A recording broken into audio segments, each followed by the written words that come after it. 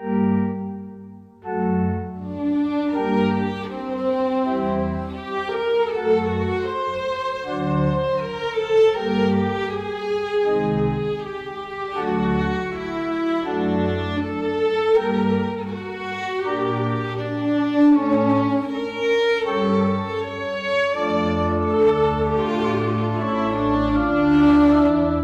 everyone. Thank you so much for joining us today. We are here today together marking 30 years since the assassination of Israeli Prime Minister Yitzhak Rabin. May his memory be blessed. Today, we're hosting Noa Rothman, his granddaughter, and she is a very accomplished woman. She is Israeli screenwriter, television creator, and attorney. She's 48 years old, married to Eldad, mother of Omer, Alona, and Amelia. And as I mentioned, she is the granddaughter of Yitzhak Rabin, the late Prime Minister of Israel, who was assassinated in 1995. In his funeral, in his official state funeral, she delivered a eulogy in his memory. And following that, she also published a book on him from her point of view as his granddaughter and the person he was as a family man, as a statesman. Her television work includes 2 original drama series. One is Pamta. It's an Israeli series on the power relations between the prosecution, financial elites, and political leadership in Israel. And another one, you probably had an internal insight for that. It's called The Prime Minister's Children, which follows the family of an Israeli prime minister during his first year in office. In recent years, Noa served as a board member of Tali, an Israeli royalties society for film and television creators. Before entering the world of television, she sat on the board of Ghost, Global Hosted Operating Systems, the first Israeli-Palestinian startup company, active in the early 2000s between Ramallah and Modi'in. The initiative established computer labs for both Jewish and Arab communities, aiming to reduce the digital divide as a driver for social mobility. As an attorney, Rothman worked at the Civil Division of Tel Aviv District Attorney's Office, where she also completed her legal internship before receiving her license in 2003. She holds a combined degree in law and government from the Rahman University in Herzliya. And as many Israelis, she also served in the IDF. She completed her military service in 1998 at the rank of lieutenant. So this accomplished woman who has much in her own credit will tell her story as his granddaughter is here to tell us the story of her insights. And also, she's an Israeli citizen who has an insights to Israel's today. So welcome, Noa, Brucha haba. Thank you for joining us. Thank you for hosting me, and thank you for having and remembering and making the memory meaningful. It's very important, and in the past 2 years, with all the havoc concerning the attack on October 7th and the ongoing saga with having our hostages released, we still have hostages, fallen hostages that needs to be released. October, which for the past 30 years have been so meaningful for so many Israelis, because of Yitzhak Rabin's memory and the immaculate impact it had on the Israeli society, kind of had been pushed back because of October 7th events. And we would like to put that back on the map, back on the center, because we're looking out for Israel, because we care for Israeli democracy. And this really pinpoints a period, like a moment in history, in Israel's history, that really created ripples that we are all affected by today. So tell us about your grandfather. I would say that he was the only grandfather I knew I had. So I have nothing to compare it to. But he was great. He was a great grandfather. My early childhood was at the time of him being in opposition and not in office, which was very comfortable and left him a lot of time to help my mom, since my father was badly injured in the army when my mom was pregnant with me.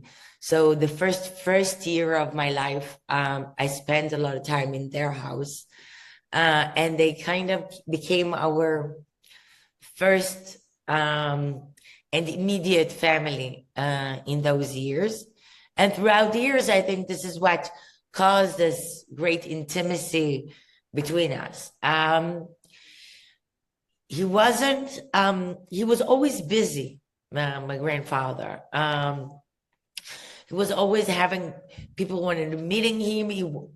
He had things on his agenda, but he always gave us the feeling the time with us is the most important time, and that we are the most closed people to him. I think that being brought up in a way in the political house was about not trusting a lot of people. Not a lot of people are part of the things you are allowed to say or to share. So we were aware, or we were never part of. But since we were in the house, since I told you about the circumstances, so we saw people, we knew things. We were not allowed to act with this information as if it's our own. We were very modest. I think that if any one of you guys met me on November 4th, 1995, 10 a.m., just a second, I'm sorry, it's my dog. Just a second. They will not recognize me as Rabin's granddaughter. It was not that the family was never an issue. I just shared a photo of you both that you sent me earlier, of you together as a young girl being held by your grandfather, which is really, really moving. And that's, it speaks volume to say that the family was not necessarily perceived or seen as some kind of local royalty because of the family connection to the prime minister. He was the prime minister. Actually, it wasn't his first administration as the prime minister. He was also prime minister in the 70s, following Golda Meir's resignation in 1974.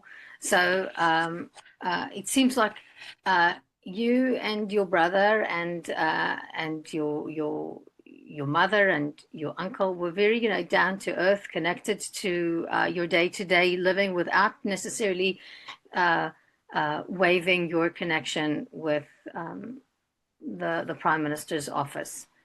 It's the Middle East, it was the 80s and the 90s. How royal can you get? And anyway, we were not allowed to, and it's not the issue. And I think that what separates democratic, healthy societies, I thought Israel was at the evening of my grandfather's assassination, and apparently it was not. And this illness continues on today. But in that terms of being a celebrity out of being his family, it was not the thing at all. It's not the thing today also. I think that people recognize me or know me after the assassination. I don't see it as a first family. I see it in many terms as, unfortunately to say, the hostages' families. It's a very private event and very national event at the same time, who appeared to happen in our living room. And then October 7th, in a way, is very similar in that term of a lot of people experienced a very personal loss, but it's a national event. And the fact that you have those two aspects that you live at the same time or you experience at the same time puts you in the eye of the public. But it's not that you're a celebrity from being the Prime Minister's family. So before I jump to my next question, I forgot to mention at the opening of the webinar that we have a Q&A chat here. If you have any questions that you want Noa to address or any technical concern, please use that Q&A chat to do so, and we'll respond to it. Thank you. So Noa, can you describe to me your family's living room, the interactions as of the assassination? What happened? Where did that find you? I know where it found me because I was there, but I wondered where it found you, and the Shiva. And I also have a question because during the Shiva, you actually had your grandmother hosted Yasser Arafat. He came to convey his condolences. And so I would like to have like your perspective and like the dynamics that were involved in terms of your family's response. So first of all, at the evening of the assassination, of course, I was in the square. But since both my brother and I were soldiers, so after my grandfather's speech, and even before they sang the song for peace, we took our car and we drove back home. Again, it was not that we were attending the rally from the stage side. We came as an audience. We parked far. We had a lot of traffic. We had to go back home on time since we had to go to the army the next morning. When we arrived home to Herzliya, which is like 25 minutes drive from where the rally was in Tel Aviv, my grandmother already called my mom and told her that she was taking to the Shin Bet offices. She didn't see my grandfather. She heard the shooting. She saw him falling on the floor. And I'm sorry. So my mom told her, so ask where is him and let me know. Would you like to take a sip of water? Yeah, just a second. Thank you for this. Thank you for understanding. Anyway, so we all got in the car and drove to the Shin Bet offices. Once we arrived, we were told that she was already drove to Ichilov. We arrived at Ichilov. We didn't have our IDs on. They didn't let us in. Ichilov is the largest hospital in Tel Aviv, just letting everyone know. Yeah, but it's Israel. But it was closed, and as I told you, no one knew who we were.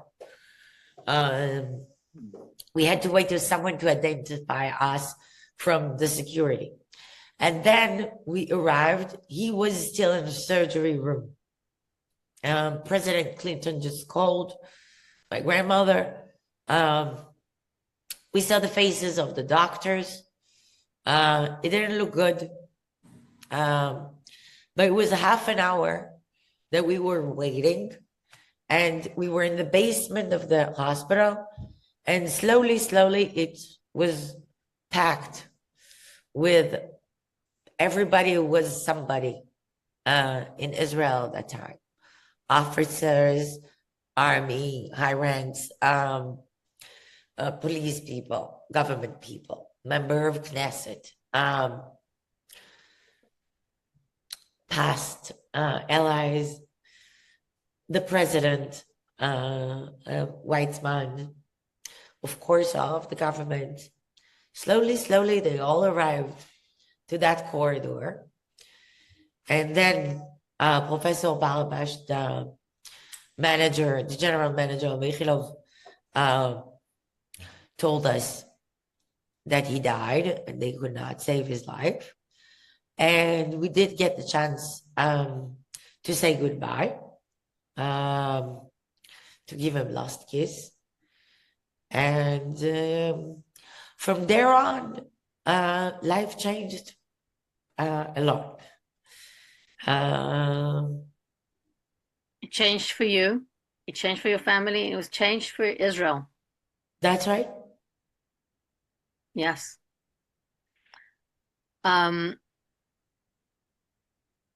He was assassinated because he spearheaded a process that would have brought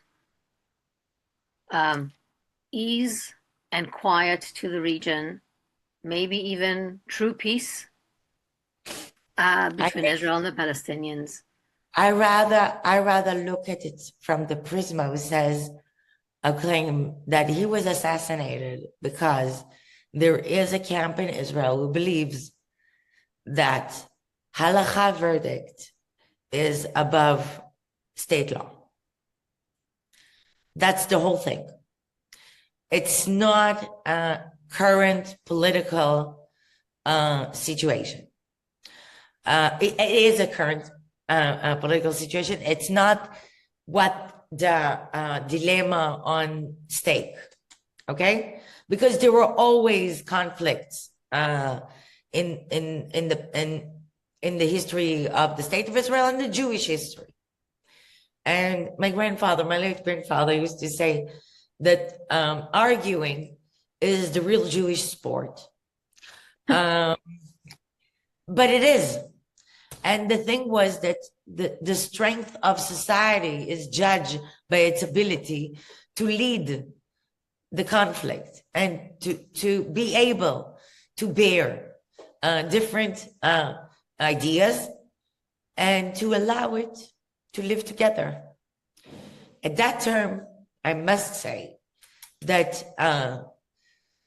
the Jewish community of Zion, Israel, has a lot to learn from diaspora communities about how to be a plural Jew and to respect all forms of Judaism and to earn the best from all groups and to be able to unite around the mutual values. And we have mutual values.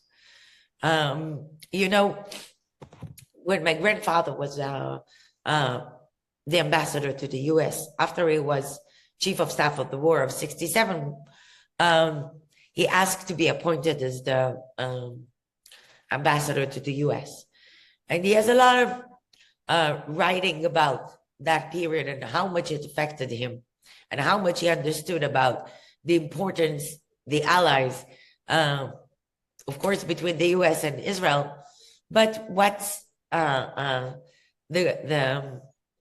Jewish community role, important role play in this, even before the establishment of Israel with the smuggling of weapons at the time, and the fact that there is mutual assistance and strong bond.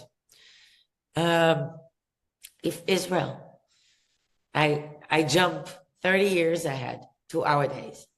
And if Israel seeks to meet the challenges that she's facing now, it has to be back at its safe and strong position as the capital of the Jewish nation.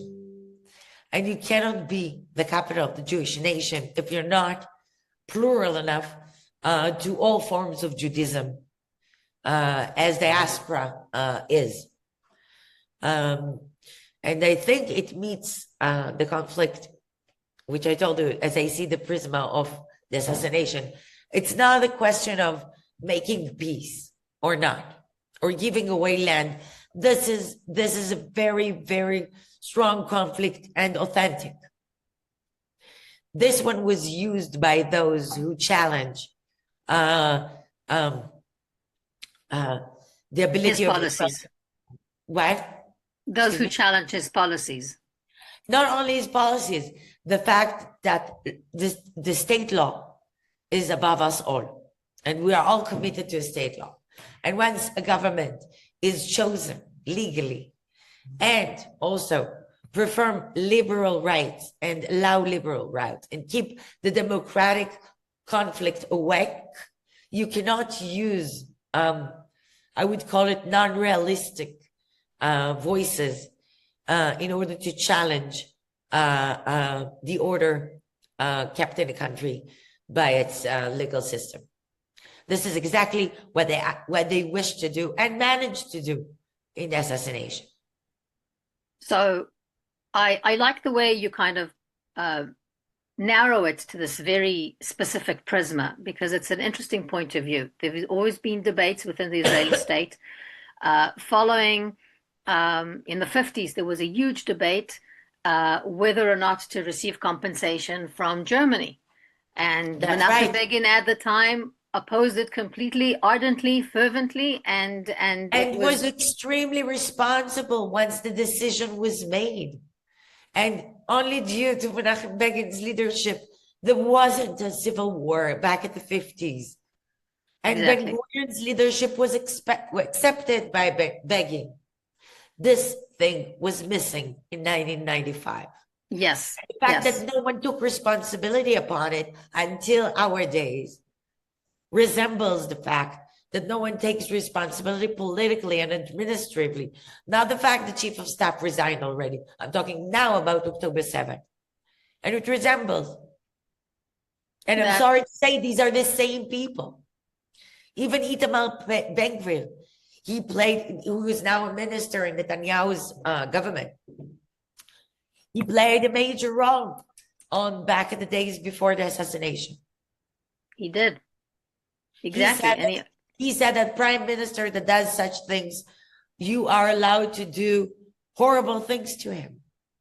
And he said that we got to the Cadillac sign of his car, we can get to his body.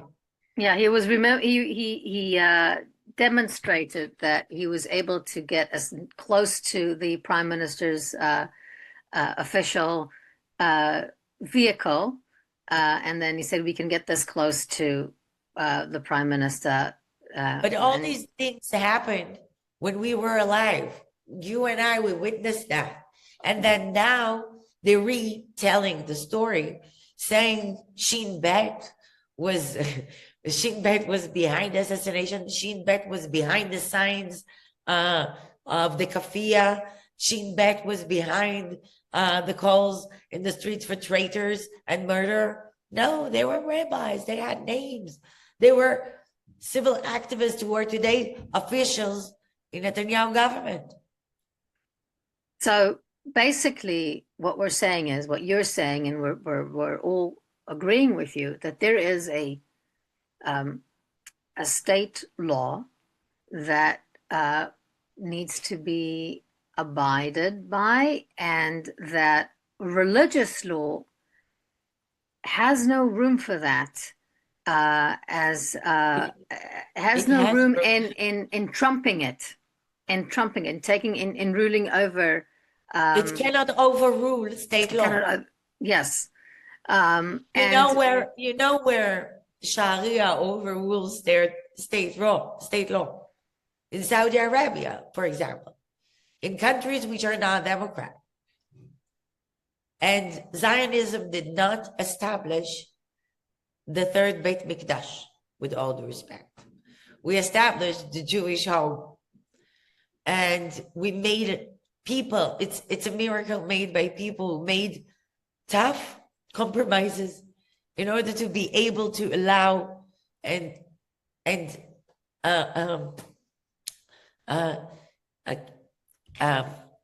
put inside, give home. Congregate. That's right. Congregate people from all over the world. Yes, it wasn't a perfect job. We're fixing ourselves. I don't know any mutual act and political act which is perfect, but it is a miracle, and it was an extraordinary Jewish ability to turn the horrible case of the Shoah, the Holocaust, into a diplomatic political achievement. What we just failed to do, still failing to do, and we maybe can flip it when we talk about October 7th.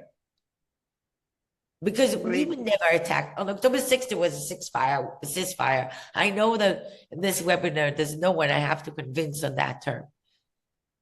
But the fact that Israel is weak and not liberal, it weakens the communities.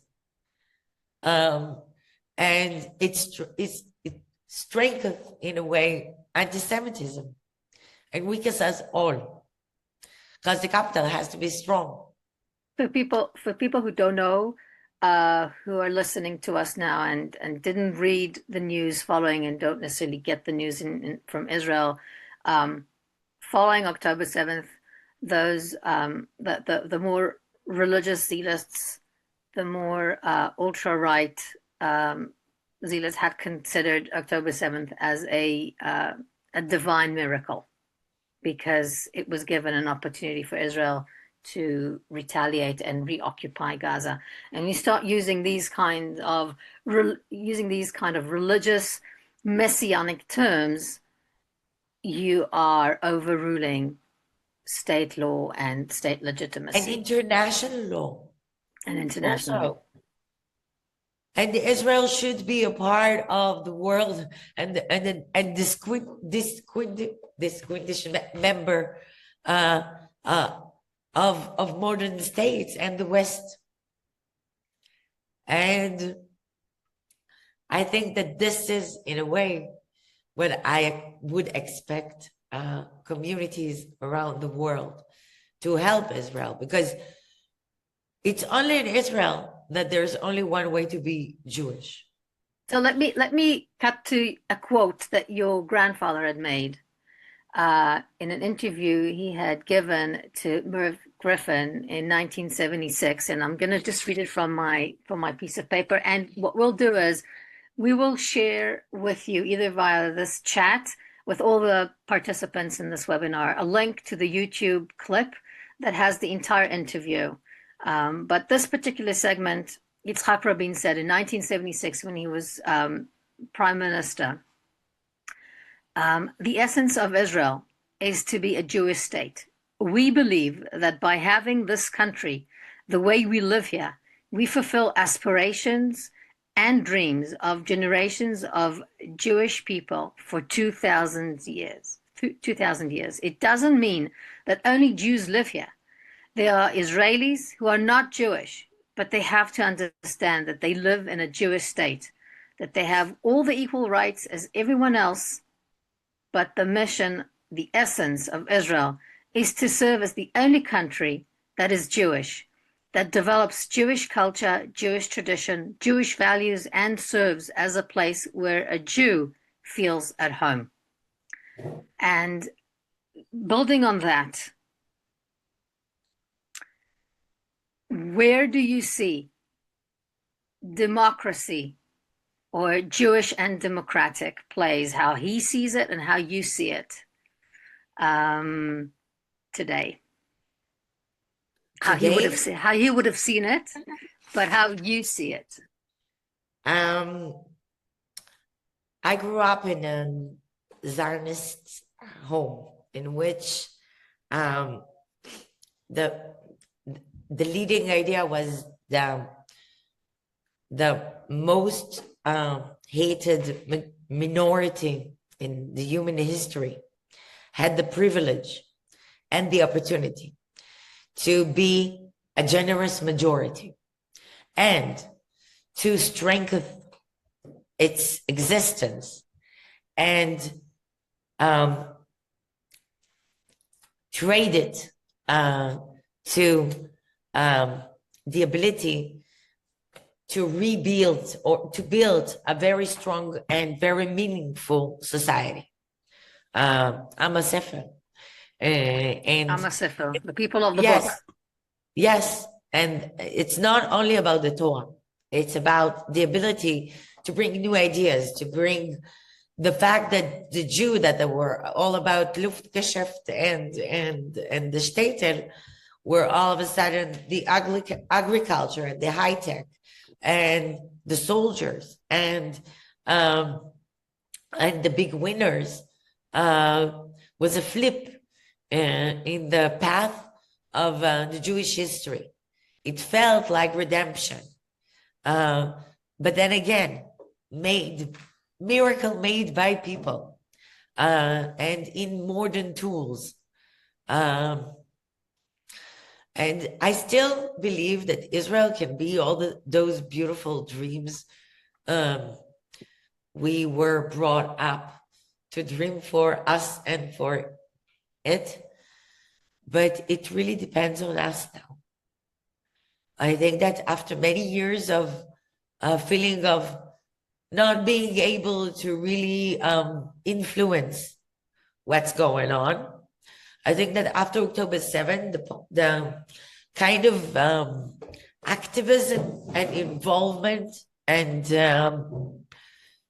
nearly mutual sisterhood and brotherhood from diaspora and inside Israel was very unique and very Jewish and very human and very liberal. Because if you compare it to the other side, in Gaza, and it's a different and more complex debate. I'm not trying to be shallow, but we could hear in massive media the joy about killing. The majority of Israelis would never be joyful about killing. Although we have those voices in our own government. So we're not allowed to wash our hands away from this dilemma too. But it's not even close to the numbers on the other side. We do fight for living. The IDF is defense forces, not attacking. And the IDF did not attack on October 6th. And what happened to us, the massacre on October 7th, cannot be left as it is, at the point it is in the world media and public opinion. Yeah, and it's not even public opinion. It's what became the knowledge, what became facts.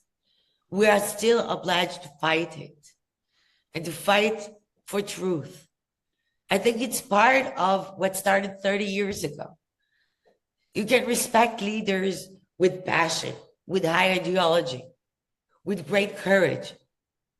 But you can never, and I'm sorry, leaders are those people look up to.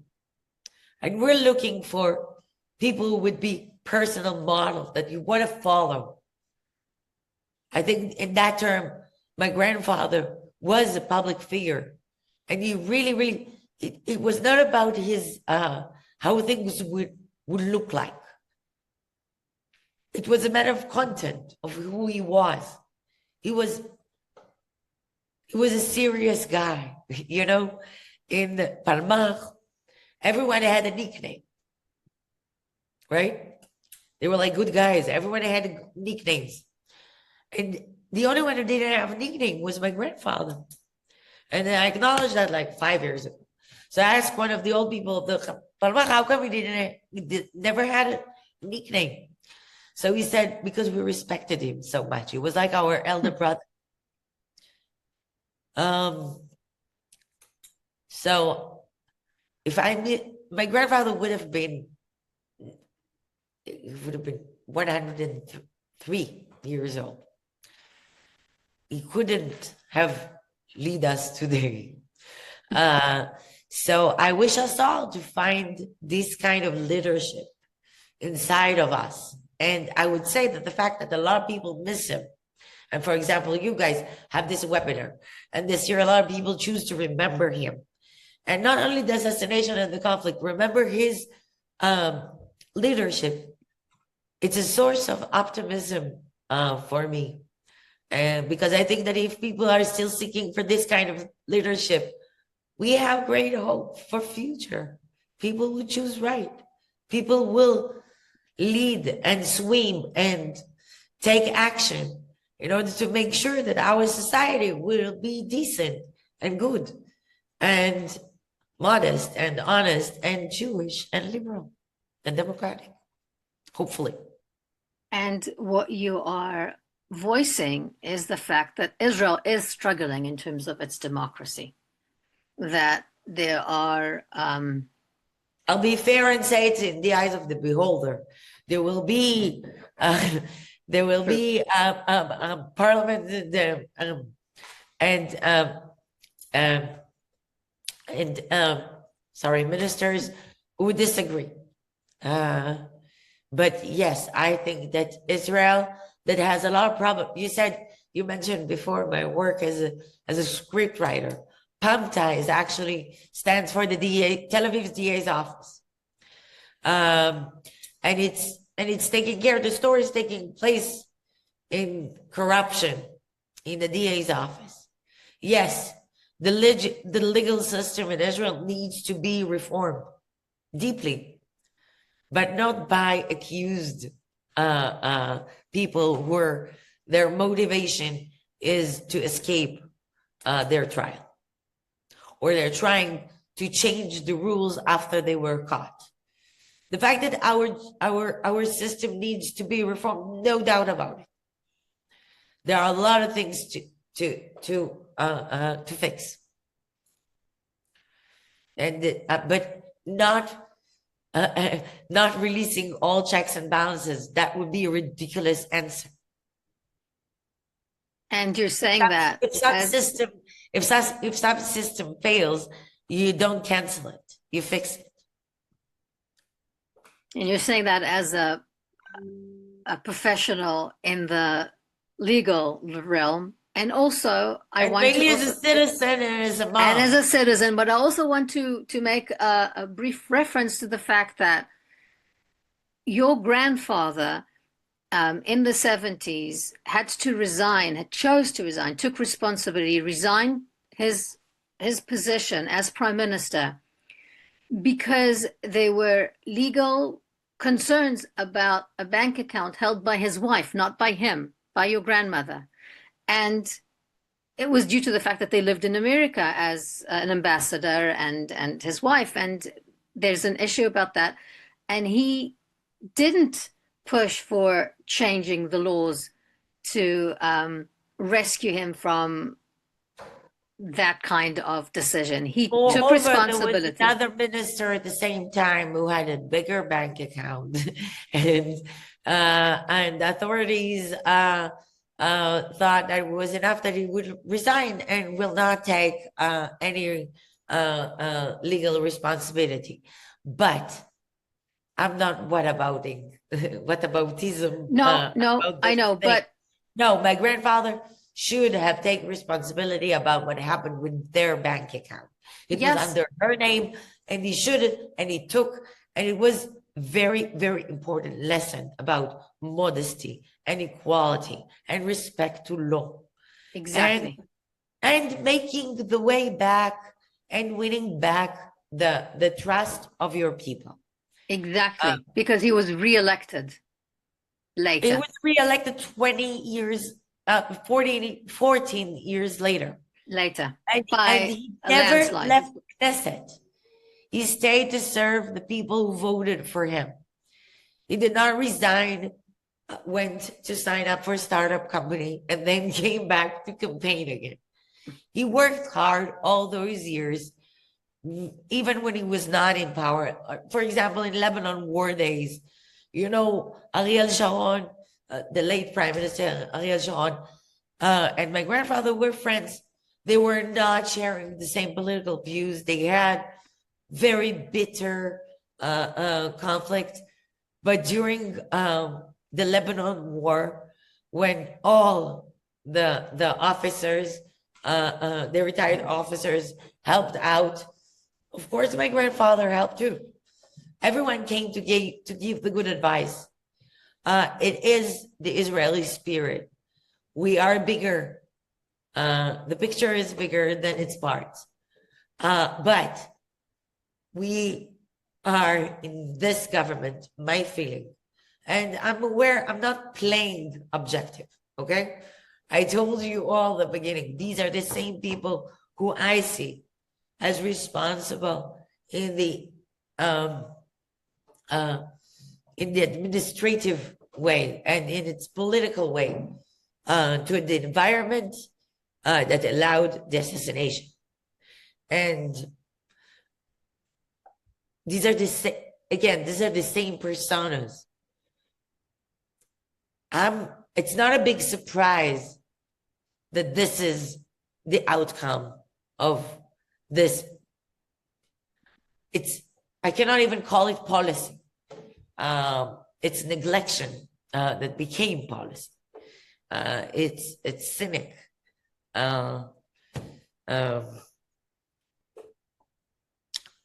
But as I told you, after all these, I'm optimistic. And I believe in the Jewish and the Israeli spirit. And I do believe that there is אם יש צדק יופנה, והוא יופיע. It will appear. There'll be, okay. I know that a lot of Israelis share that sentiment extremely. I hope so. I hope so, because I think that it's only in our hands. We're about the same age. I'm looking like right and left. All that you can have is your shoulders. And I think that in October 7th, most of the Israelis brought their shoulders. And those who didn't, they are not part of the story anymore. And it's not left or right. And it's not the good and the bad and the... No, it's those who chip in and those who don't. Yeah. Yes. And those who explain what could have done and what's the next conspiracy. So I'm opening the door. Now we have people who are listening to us or watching us today from all over the world. And the diaspora Jews had, as you had mentioned earlier, had played a huge role in the creation of Israel. And enabling its existence. And it's a very, very, very gentle line. I don't have to explain to you guys how it is to be patriotic to your state and loyal to the state of Israel. It's a fine line to walk. And the government in Israel should respect that and not push it as it pushes us. And so my question is, what do you want us here on the other side to do? How can we bring into action, or at least into mind, that very important fine line, that very important relationship that we as diaspora Jews and diaspora Jewish communities have with Israel? I think, and please sip another sip of water. I think that direct connection, again, as October 7th proved, and as it used to be 30 years ago, before, I'm sorry to say, birthright. The fact that you're not only coming to visit, and it's not against birthright, but not I'm saying anything against birthright. I'm just saying that you have to take lively connection, bond, something that is mutual, something which has its own circle of life and commitment, and it's renewing itself, and it allows involvement on a very personal level. It can be anything, and it doesn't have to be only donation. It can be online activity. It can be whatever. Really, the Jewish mind is not to be narrowed to one option, but to be involved and to take action and stand. I think for too long, because there is this Jewish belief that Israel is so small and so attacked. So we cannot attack it. We have to defend it. But I think that part of defending it is keeping it democratic and keeping it plural and keeping the dialogue open between diaspora and Israel, and not only admiring or supporting blindly whatever the Israelis are requesting for. You mean the Israeli government? Not only the Israeli government, it could be the Israeli people. Okay. We know it for many years. It was never like this in my grandfather's days. I must say that unit with text via WhatsApp, you probably met it more than once, that they need donations. It never happened in the IDF. Okay, in the IDF that I was brought up and served, private units with like single units cannot ask for private money from private donors. But things have changed. And I think it's not only obeying or paying is the kind of dialogue the healthy Jewish society of the tomorrow has to have as its foundings. And we all need to take, in a way, more grown-up adult approach, and not only defending Israel. Again, it doesn't say that you have to criticize Israel. But once, for example, you have the Zionist Congress, really ask questions or deal with those, like the educational system in Israel. It's a big challenge. The communities can help in that, even in curriculums of how you teach Judaism in a very plural way or in very liberal way, not very liberal, just open-minded, not only Orthodox, as it's been taught to secular kids in Israel. This is really like a minor example, but it's in anything. It's a great point. Utilizing the relationship that we have with Israel through the Zionist Congress that contributes funding to states' initiatives, like in education, like in developing the peripheral communities in the south of Israel and the north of Israel, social action programs, but require at least some accountability that this kind of initiatives are funded for the purpose of liberal Judaism, not just liberal Judaism. Yeah, looking at the entire spectrum of Judaism. Liberal became like a problematic word. No, but looking at the entire spectrum of Judaism, and I agree. And there's something, and I like what you said at the beginning of the conversation. There's much for Israel to learn about having a Jewish life outside of Israel. The fact that in Jewish communities, you do have the Orthodox Jews living side to side with the other kind of Jewish denominations, the Reform, the Conservative, the unaffiliated, the secular Israelis. You have all of that combined, and they all are serving a greater purpose, which is having a Jewish identity in the community where they live.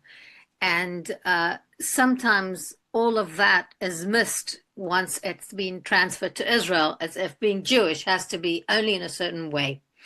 And we miss out on other values that Judaism has, and they're less pronounced in Orthodox Judaism. I hope I'm not putting words in your mouth. No, I totally agree. I couldn't agree more. I'm opening this, the last few minutes. Anybody has a question, please put that in our Q&A chat. Anything for Noah? We've been receiving nice remarks, commenting on how profound this conversation is. So thank you. And also another mention of the fact that last week, when there was a memorial gathering in Yitzhak Rabin's plaza in Tel Aviv, which is the largest plaza in Tel Aviv. It was also named after him because that where was the peace conference, peace rally 30 years ago, where he was assassinated. There were thousands, tens and hundreds of thousands of people crowding the plaza last week, commemorating and honoring him.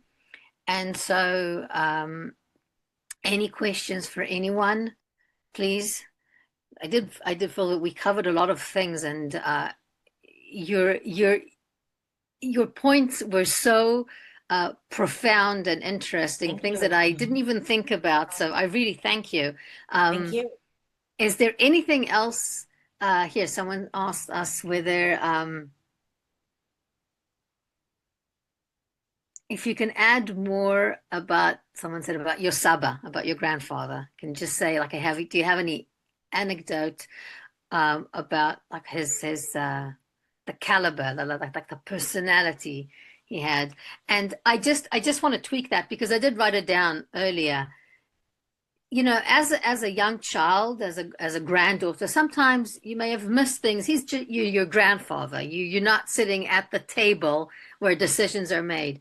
But later in as you had grown up, as you had matured, as you became an adult and an active citizen, are there things that you look back and you said, "Oh, okay, so that's No, I was no." totally aware in real time.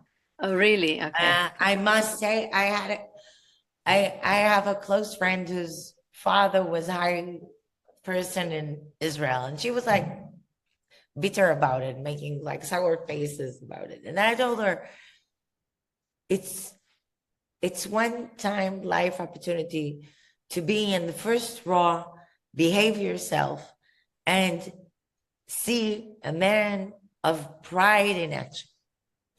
And I think that, and luckily, truly, throughout my life, this is how I looked at the great privilege I had to be the granddaughter of my grandfather. And one anecdote I think that tells a lot about him is that there was a moment that when I called him, and I called him, so he would answer when he could, but not all the time. Back then days, he knew, like he didn't have a secretary at home. Okay, he would answer the phone. So the moment I liked the most is that how the hello changed when he recognized my voice. Like all of a sudden it was like from this very official hello to darling. And it's one thing that I will always miss. I will miss forever. The ability to give you unconditional love and but to put you in your place. Like no one gave me the feeling that I'm allowed to do things that the other are not. The opposite. I was expected to be on time, first in class, not cause any problems, not take any how to say it, attention for the wrong reasons. I was highly aware of the privilege since I was very young. I think it has to do with my grandfather's special kind of charisma. My late grandmother used to say that when he enters a room, he stands in the corner. And it doesn't take usually 1 minute, even not 1 minute, that this corner becomes the center of the room. And it's something that I think, again, I said it before, that a lot of people are missing, mainly this year. And again, it makes me optimistic because this is like how Paul Young sang, the love of the common people. At the end of the day, life is about simple things. We don't need I have much. a question here. I have a question here from Yes. one of the participants asked, What do you say to young Jewish people in the diaspora who are having difficulty affiliating today with Israel? First of all, I understand them. It's hard and it's complex and it doesn't match the world of several seconds that TikTok allows you. It's complicated. But I think that this is the major challenge of their generation, is to help us to beat and shorten our very complex message in the modern world, because it's not only about our actions. And again, there are no perfect people. I guess that IDF made horrible mistakes, but it's not a horrible policy as Hamas. And in that term, it's a great challenge that any kid with TikTok can take upon its shoulder. That's what's beautiful about this world, who is so horrible about the new media. It's interesting. I love the way you address this, because it's complicated, and it's an opportunity. But it is complicated. It's like people say, opportunity. When people are talking about political scandals and they roll their eyes, we say people are not perfect. Like 80% of the people, forgive my French, okay? They okay? They don't always follow the rules. It's not what you did when you misfollow the rules, not in all cases. It's mainly how you behaved afterwards, how you took responsibility, how you deal with your family, how you were an honorable member of community. That's in these things, humanity is being judged, and great leadership too, because it's propaganda and new media and the fact that from the river to the sea, and they don't know what river and what sea. And the simple answer, by the way, is the fact that the UN voted in 1948 on the division of the country to two states. Okay, and it's an answer for both sides in a way, because UN gave its answer years ago, and we're still fighting for the borders. We have a few seconds, and so yes. I really want to wrap up and thank you tremendously. Thank you tremendously so much. For your insights and for your voice and clarity. Thank you. We put a message in the chat for everyone to receive more information about Aid Coalition and about our upcoming webinars. We have an amazing one this coming Wednesday with Israeli women, mothers of the front, advocating for shared responsibilities in participating in the army for all in the Israeli communities, all Israeli societies. And we have another one later this coming weekend on Sunday. So please tune in. And Noa, toda rabba, thank you so much. Toda rabba, and thank you again. And Laila Tov. Laila Tov. Thank you all. Bye-bye. Bye, toda.